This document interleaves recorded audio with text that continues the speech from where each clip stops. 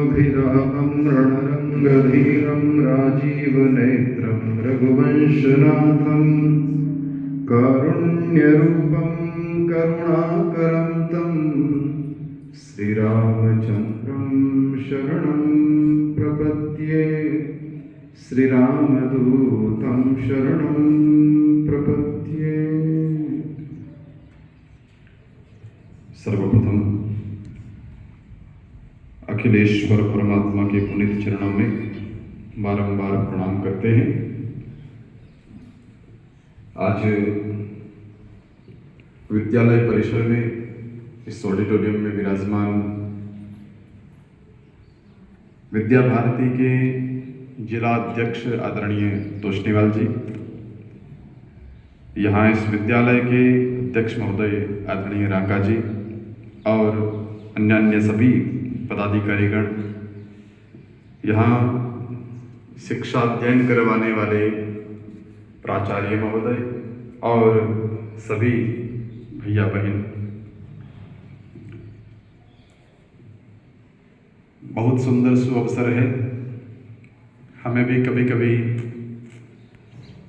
विद्या भारती में जाकर के अपने बचपन को याद करने का सुअवसर प्राप्त होता है। आप लोगों का जीवन देख करके उज्जवल भारत का दर्शन होता है, एक स्वर्णिम भारत का दर्शन होता है। हमारा आगे आने वाला राष्ट्र किस तरह का बनेगा, जो आपके संस्कारों से प्रत्यक्ष दिखाई देता है। जो नित्य देववाणी संस्कृत में देवस्तवन करते हो, जो गुरुजनों की आज्ञा का पालन करते हो, जो एक अनुशासन में रहते हो, निश्चित ही आपके संस्कारों को नमन है। आपको संस्कार देने वाले गुरुजनों को भी सादर वंदन है। ऐसे तो आप लोगों को नई कुछ शिक्षा देने की आवश्यकता नहीं है, क्योंकि आप सब जिन गुरुओं से शिक्षा अर्जित करते हैं वो पहले से पूर्णतया सुशिक्षित हैं, संस्कारित हैं और शिक्षा प्रदान करने में प्रवीण हैं। फिर भी आप सबके मध्य कुछ बातें कहने का मन करता है। जीवन में सफल व्यक्ति बनने के लिए क्या करना चाहिए, जिसको आत्मसंतुष्टि प्राप्त हो, जिससे परिवार प्रसन्न हो, जिससे उसका समाज प्रसन्न हो, जिससे उसका क्षेत्र प्रसन्न हो और जिसकी सफलताओं को देख करके राष्ट्र भी उस पर गौरव करे। इसके लिए व्यक्ति को क्या करना चाहिए? आप लोगों के सामने खूब सारा समय है वैसा बनने के लिए, और इस अवसर का आप लाभ उठाएं तो निश्चित ही आप सफलता की उस ऊंचाई को प्राप्त कर सकते हैं। सबसे पहले तो मैं जब यहाँ इस ऑडिटोरियम में आया तो यहाँ मुझे एक स्टिकर पर लिखा दिखाई दिया, कीप डिसिप्लिन इन ऑडिटोरियम। यहाँ आपको अनुशासन में रहना है, लेकिन सफल व्यक्ति केवल यही अनुशासन में नहीं रहता है, उसका प्रत्येक जीवन का पहलू अनुशासन में बीतता है। इन ऑडिटोरियम में तो डिसिप्लिन में रहना है, लेकिन इन क्लास वहाँ डिसिप्लिन में रहना कि नहीं रहना? रहना चाहिए। और इन हाउस वहाँ भी रहना चाहिए, क्योंकि सफल व्यक्ति केवल ऊपर डंडा लेकर के खड़ा कोई हो और उसके डर से डिसिप्लिन में रहता है, ऐसी बात नहीं है। उसकी अपनी बुद्धि डंडा लेकर के खड़ी होती है कि तू कहाँ जाना चाहता है, तो तुझे सदा अनुशासन में रहना है। तो इन होम भी अनुशासन में रहना है और इन क्लास भी अनुशासन में रहना है। पूरा जीवन जब अनुशासन में बीतता है आरंभ में व्यक्ति को ऊपर कोई अनुशासन करने वाला चाहिए। जब आपके भीतर अनुशासन नहीं है तो अनुशासन दिलाने के लिए आपको थोड़ा भय भी दिखाया जाता है, गुरुजी पिटाई करेंगे। लेकिन जब आपके जीवन में स्वतः अनुशासन आने लगेगा तो समझना कि अब हम सफलता की सीढ़ियों पर चढ़ने के लिए तैयार हैं।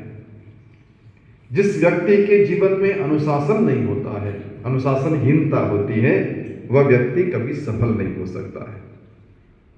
तो एक चीज तो यह जीवन में ध्यान रखना कि जहां भी रहे हम अपने स्वानुशासन में जीवन जिएंगे। स्वानुशासन माने अपने खुद के अनुशासन में।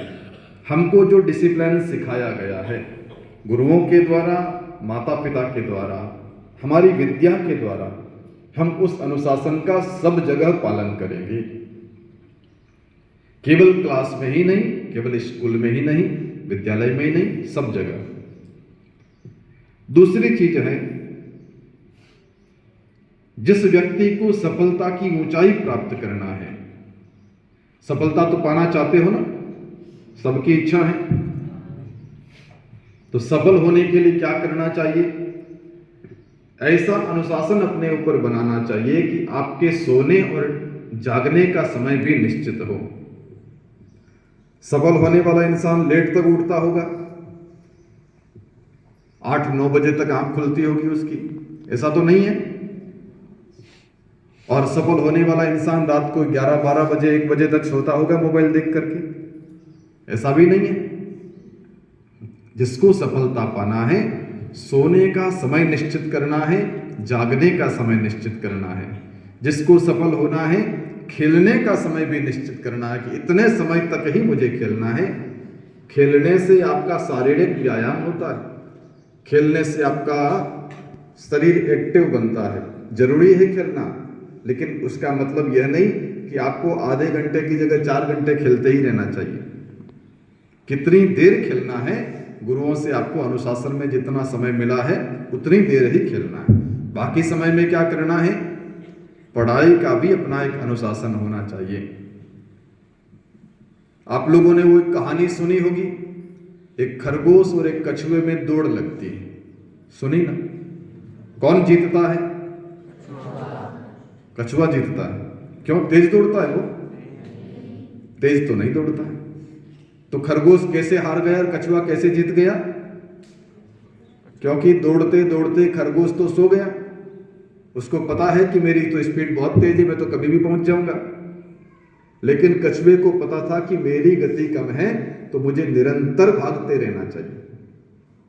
और खरगोश सोता रह गया और कछुआ मंजिल तक पहुंच गया। रेस कौन जीत गया? कछुआ जीत गया। इसका मतलब यह है कि जो बच्चे इस भरोसे रहते हैं कि जब एग्जाम आएगा तो हम बस 1 सप्ताह में 10 दिन में सारी पढ़ाई कर लेंगे, तब तक आराम से एंजॉय करो, खेलो, खाओ, पियो, वो कभी न कभी हार जाते हैं। किसी क्लास में उस टॉप नहीं कर पाते हैं। रीजन क्या है? कारण क्या है? उनका पहले कछुए खरगोश की तरह सोते रहना और फिर स्पीड से कितना भी दौड़े, लेकिन दूसरे वाले वहां पहुंच चुके होते हैं। तो हमें पढ़ाई में निरंतरता बना करके रखना है। जितनी देर स्कूल में पढ़ाया जाता है या विद्यालय से पढ़ करके घर जाएं, आपको यहाँ से जितना होमवर्क दिया गया है, गृह कार्य दिया गया है, वो भी करना है, और साथ साथ में आपको उस पूरी पढ़ाई का वापस रिवीजन करना है, वापस से निरीक्षण करना है कि मुझे कौन सा टॉपिक ठीक से याद नहीं है, कहाँ मेरा कंफ्यूजन अभी तक क्लियर नहीं हुआ है, कौन सा कॉन्सेप्ट अभी तक मेरी बुद्धि में नहीं बैठा है। ये चीज आपको बार बार देखना पड़ेगा। और जब एग्जाम आएगा 1 वर्ष बाद में, तब तक आपकी इतनी तैयारी परफेक्ट हो जाएगी कि आप लोगों को टॉप करने से कोई रोक नहीं सकता है। तो किसकी तरह दौड़ना है? कछुए की तरह। वो निरंतर चलता है, कंटिन्यूटी में चलता है। बस ऐसे हमारी पढ़ाई भी निरंतर होनी चाहिए। ऐसा नहीं कि अब सर्दी की छुट्टियां आने वाली है, खूब मौज मारेंगे, बस जब वापस स्कूल आएंगे उस दिन किताब खोलेंगे। ऐसा नहीं करना है। सफल होने के लिए अपनी पढ़ाई में निरंतरता बनी रहनी चाहिए। एक चीज और, आप उन्हीं को अपना दोस्त बनाओ जो निरंतर पढ़ाई करते हैं, जो पढ़ाई में सफल होते हैं, क्योंकि उनके द्वारा आपको मोटिवेशन मिलेगा, उनके द्वारा आपका आत्मबल बढ़ेगा कि हाँ, इनके साथ रहने से हम भी सफल होंगे। हाँ, जिनकी खेलने में बहुत अधिक रुचि है, जिनको पढ़ने में बिल्कुल मन नहीं लगता है, ऐसे दोस्तों को या तो समझा करके पढ़ने में रुचि बनाओ, और नहीं तो फिर ऐसे दोस्तों को हाथ जोड़ करके जय श्री राम कर लो कि भैया अब हमारी तुम्हारी दोस्ती नहीं निभेगी, क्योंकि हम दोनों का रुचि अलग अलग है। मेरी रुचि पढ़ाई में है और तुम्हारी रुचि खेलने में है। हमें किसको अपना दोस्त बनाना है? जो पढ़ाई करना चाहता है, जो सफल होना चाहता है, जिसको सफलता से कुछ लेना देना नहीं है। ऐसे बच्चों के साथ हमारी ज्यादा गहरी दोस्ती नहीं होना। अच्छा, अब तुम लोग धीरे धीरे किशोर अवस्था में प्रवेश करोगे कुछ वर्षों में। तो किशोर अवस्था में जब जाते हैं तो बच्चे लोग क्या करते हैं, बाहर के फील्ड के भी कुछ दोस्त मिलते हैं, स्कूल के अतिरिक्त बाहर वाले भी दोस्त बनते हैं, और कुछ दोस्त ऐसे भी होते हैं जो कभी कभी गुटखा इत्यादि भी खा लेते हैं, और कभी कभी आपको भी टेस्ट करने के लिए बोलेंगे कि खा के देखो, बढ़िया लगता है। लेकिन अगर वो बढ़िया होता तो बड़े लोग भी खाते। कोई गुरुजनों को खाते हुए देखते हैं? नहीं खाते। किसी संत महापुरुष को खाते हुए देखते हैं? नहीं खाते। आदरणीय प्रधानमंत्री जी खाते होंगे? नहीं खाते। जिनके पास पूरी सुविधा अवेलेबल है लेकिन फिर भी सफल लोग कोई व्यसन नहीं करते। ऐसे आप लोगों को भी जीवन में किसी भी प्रकार का व्यसन नहीं सीखना है, कोई भी नशा नहीं सीखना है। जिन बातों के लिए सरकार सार्वजनिक स्थलों पर प्रतिबंध लगाती है, उन गुणों को अपने जीवन में, एकांतिक जीवन में भी नहीं लाना चाहिए। हमारा जीवन श्रेष्ठ कहाँ होना चाहिए? जहां कोई आपकी प्रशंसा करने वाला हो, जहां आपके लिए कोई क्लैपिंग करने वाला हो, ताली बजाने वाला हो और आपकी वाहवाही करने वाला हो, वहां तो आप बढ़िया करो। लेकिन जहां आपकी कोई वाहवाही ना करे, जहां आपकी कोई प्रशंसा ना करे, वहां क्या करना चाहिए? तो वहां भी हमारा जीवन श्रेष्ठ होना चाहिए। हमारे सनातन धर्म के आदर्श पुरुष है मर्यादा पुरुषोत्तम श्री राम जी। और आपको पता है, राम जी वनवास में रहते हैं, जहां कोई देखने वाला नहीं है, फिर भी वो नित्य अनुशासन में रहते हैं, फिर भी वो नित्य धर्म का पालन करते हैं। क्यों? क्योंकि राम जी सफल है और राम जी का स्वभाव बन गया अनुशासन, राम जी का स्वभाव बन गया धर्म का पालन। ऐसे हम लोगों का भी नेचर हो जाना चाहिए, स्वभाव हो जाना चाहिए कि हम धर्म के विपरीत, हम अनुशासन के विपरीत कभी चलेंगे नहीं। हम ऐसा जीवन नहीं जिएंगे जिन लोगों को समाज में हेय दृष्टि से देखा जाता है, निंदनीय दृष्टि से देखा जाता है, जिनको देख करके लोग कहते हैं कि इसका तो जीवन ही खराब हो गया। आप लोगों के माता पिता आपसे बहुत अपेक्षा करते होंगे। कोई मेहनत मजदूरी करते हैं, कोई व्यापार करते हैं, कोई दुकान चलाते हैं, कोई नौकरी करते हैं, लेकिन उनके सपने क्या हैं? हम जो न कर पाए हमारे बच्चे वो करके दिखाए। वो क्यों नहीं कर पाए? क्योंकि उनके जमाने में हो सकता है शिक्षा का स्तर इतना ऊंचा ना था, ये विद्या भारती की स्कूल यहां ना रही होगी, वो लोग सफल नहीं हो पाए। लेकिन वो चाहते हैं कि आप सफल होकर के दिखाओ। आपको वो सारी फैसिलिटी देने के लिए तैयार है कि आप कुछ मत करो, केवल सफलता की सीढ़ियां चढ़ते जाओ, एक दिन सफल हो जाओगे। तो ये कुछ सूत्र हैं: संस्कार बनना, अनुशासन में रहना और व्यसन नहीं करना, निरंतर पढ़ाई करते रहना। इन बातों को अगर जीवन में धारण करके रखेंगे तो निश्चित ही एक दिन आएगा कि आप लोग सफल होंगे। मुझे आदरणीय तोष्णीवाल जी बता रहे थे, बोले अपने ही स्कूल से कुछ डॉक्टर भी बने हैं, कुछ IAS भी बने हैं, तो आप लोग भी तो कुछ बनना चाहते होंगे। सपना तो ऊंचा ही रखना चाहिए, और उस सपने को साकार करने के लिए क्या करना पड़ता है? भारत के पूर्व राष्ट्रपति आदरणीय डॉक्टर अब्दुल कलाम जी कहते थे कि सपना वो नहीं होता है जो आंखें बंद करने के बाद आता है, सपना वो होता है जो पूरा ना हो तो आंखें बंद नहीं होती है, रात को नींद नहीं आती कि आज मेरा पढ़ाई का काम पूरा नहीं हुआ तो मैं सो नहीं पाऊंगा। ऐसा वाला सपना देखना कि मुझे सफल होना है, मुझे क्लास में टॉप करना है, मुझे स्कूल में टॉप करना है, मुझे अपना नाम करना है, मुझे अपने माता पिता का नाम करना है। ऐसे अच्छे बच्चे बनोगे तो एक दिन राष्ट्र आप पर गौरव करेगा, आपके माता पिता आप पर गर्व करेंगे, आपका समाज आप पर गर्व करेगा और सब लोग आपकी प्रशंसा करेंगे। लोग एग्जाम्पल देकर के, उदाहरण देकर के कहेंगे किनके जैसा बनना है, विद्या भारती के बच्चों के जैसा बनना, हमको वैसा बनना है। तो ऐसा बनने के लिए क्या करना पड़ेगा? गुरुजनों की आज्ञा मानना, अनुशासन में रहना, निरंतर पढ़ाई करना, व्यसनों से दूर रहना, आलसी और न पढ़ाई करने वाले दोस्तों से दूर रहना। ऐसे लक्षणों को जीवन में रखोगे तो एक न एक दिन निश्चित आप सफलता की ऊंचाई पर पहुंच जाओगे। और फिर हम भी कह पाएंगे कि एक बार हम भी उन बच्चों के सामने गए थे जिन बच्चों ने आज बहुत ऊंचाई प्राप्त करी है, राष्ट्र जिन पर गौरव करता है। ऐसे बच्चों के बीच जाने का हमको भी अवसर मिला था।